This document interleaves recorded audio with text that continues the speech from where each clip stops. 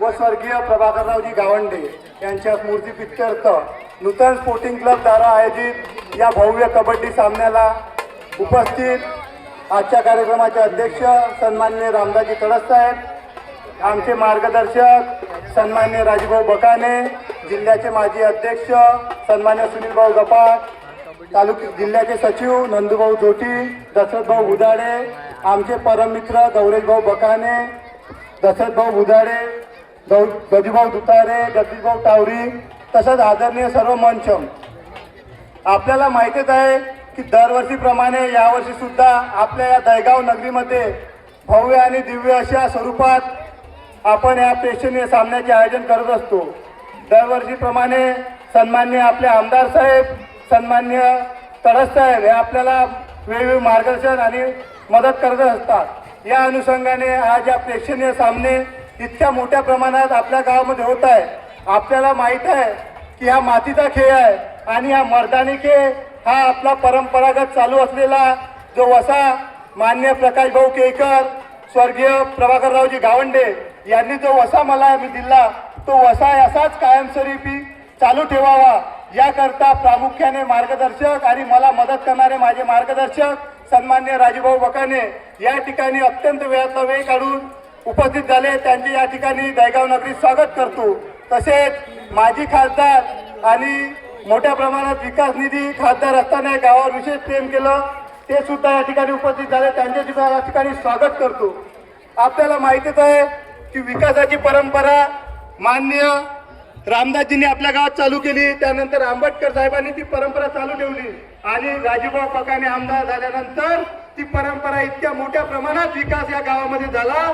2 कोटीच्या वर 2 कोटीच्या गादी आपण गावाला 5 लाख रुपये कधी पाहिले नाही, तर 2 कोटी रुपये अवघ्या 1.5 वर्षाच्या गावाला दिले. ह्या गावाचा अभिमान आहे आणि मी ठामपणे सांगू शकतो की हो 25 वर्षानंतर आमचा आमदार झाला आणि अवघ्या 15 महिन्यात 2 कोटी रुपये मी गावासाठी आणू शकलो, हे आपलं भाग्य आहे. आणि ठामपणे सांगू शकतो कोणताही असो, पानन रस्ते असो, जवळजवळ पानन रस्त्यासाठी जवळजवळ दहेगाव गावंडे ते दहेगाव मिस्किना रस्ता असो त्यासाठी आपण 90 लाख रुपये आणले. प्रकाश धोंगडे ते नारायण कराळे साहेब हा रस्ता असो याला 30 लाख रुपये आणले आणि तसेच एक पानन रस्ता त्याला 30 लाख रुपये आणले. जवळजवळ आपण गावात आतापर्यंत रस्ता होताना पाहिला. पानन रस्ता हा कधी 5 लाख रुपये अजून कोणी आणले नव्हते. जवळजवळ पानन रस्त्याला 1.5 कोटी रुपये दिले. आमदार झाल्याबद्दल सर्वांनी टाळ वाजून राजूभाऊचं स्वागत करावं. अनुषंगाने सामाजिक क्षेत्रात आपण काम करतो, क्रीडा क्षेत्रासाठी आपल्याला भरीव मदत मिळते. याच अनुषंगाने धार्मिक क्षेत्रात सुद्धा मी ठामपणे सांगू शकतो की आपण शब्द दिला होता की बुद्ध विहारासाठी आपण पैसे देऊ. राजूभाऊ आमदार झाले, ते वारंवार कमिटी मागणी करत होती. राजूभाऊने शब्द पूर्ण केला आणि गावासाठी बौद्ध विहार स्टेशनसाठी 10 लाख रुपये दिले. तसेच आपल्याला माहितीच आहे आपल्या गावातील प्रसंग घडलेला बिरसा मुंडा पुतळ्याचा प्रसंग. आज जर बिरसा मुंडा कोणाच्या कृपेने जर तिथे असेल तर आमचे राजूभाऊ बकाने आणि रामदाजी तडस साहेबांच्यामुळे आहे. आणि त्या बिरसा मुंडा पुतळ्याचा विकास झाला पाहिजे. त्याच्या सुद्धा आमदार निधीतून 5 लाख रुपये माननीय आमदार साहेबांनी दिले आणि एका पानन रस्त्यासाठी अजून 10 लाख, जवळजवळ 15 महिन्यात 25 लाख रुपये नुसत्या आमदार फंडातून देणारा एकमेव आमदार आपल्यासोबत आहे. आपण 25 वर्षा आधी आमदार बघितलं आपल्या गावात हे सुद्धा नव्हतं आणि 5 रुपये सुद्धा देत नव्हता. आज अभिमानानं सांगतो की ज्यांनी मला मोठं केलं, जिल्ह्यातला सर्वात लहान अध्यक्ष भारतीय जनता पार्टीचा सेवाग्राम मंडळ सर्वात मोठं मंडळ आहे आणि त्याचा अध्यक्ष मला सर्वात लहान असताना वयानं कमी असताना अध्यक्ष केलं, हा माझ्यासाठी अभिमान आहे. आणि मी गर्वाने सांगू शकतो मी आज जर कोणामुळे पुढे जात असेल तर माझे मार्गदर्शक सन्मान्य राजूभाऊ बकाने आणि रामदाजी तडस साहेब आहे. एवढ्या जो कार्यकर्ता सतत काम करतो, कामाची पावती फक्त ते देऊ शकते, ते भारतीय जनता पार्टी मिळू शकते, हे मला अभिमानानं सांगावं असं वाटतं. आणि भाऊला या ठिकाणी एक हे करतो की भाऊ आपण बघताय की आमचा वायपर रस्ता मी मागच्या वेळेस सुद्धा तुम्हाला मागणी केली होती.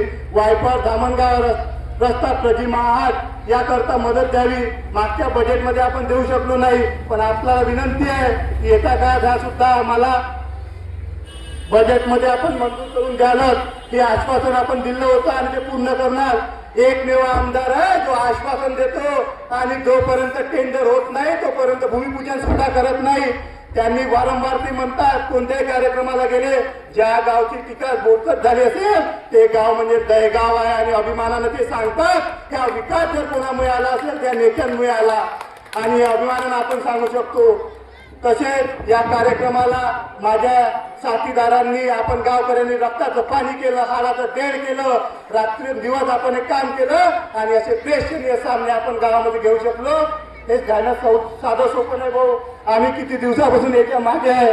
आमचे दिवस गेले आणि इतका मोठा अभिमानाने या कार्यक्रम आज आयोजित केला आणि आपण उपस्थित झाले याबद्दल तुमच्या सर्वांचे आभार मानतो. आणि एकच मागणी आहे, आपण मागच्या वेळेस सांगितलं होतं की डीपीडीसीत पैसे देईल, डीपीडीसीत पैसे भेटले नाही. एकच मागणी आहे की या डीपीडीसीत किमान 30 लाख रुपये तरी माझ्या गावाला द्यावे जेणेकरून आता जे रोड झाले होते 5 वर्षापूर्वी ते पुन्हा उचलले. आता रामदास तळस साहेबांनी दिले, रामदास आंबेडकर साहेबांनी दिले. आता आपल्यावर तर माझा हक्कच आहे कारण की आपण मला एवढ्या मोठ्या तालुक्याचा अध्यक्ष केलं आणि माझा अध्यक्ष असताना माझं गाव हे माझ्यासाठी प्रथम आहे. इतकीच मागणी करतो की येत्या काळात माझ्या गावासाठी विकासासाठी आपण भरपूर निधी द्यावा. आणि माझे 2 गाव असल्यामुळे मी वारंवार तुम्ही दहेगाव गावले आणि दहेगाव स्टेशन येते असं सांगता पण दहेगाव स्टेशनला बौद्धविहारासाठी पैसे दिले, दहेगाव गावांमध्ये तसंच राहिलं, त्याला सुद्धा बौद्धविहारासाठी पैसे द्यावे हीच विनंती करतो आणि माझे 2 शब्द संपवतो. धन्यवाद.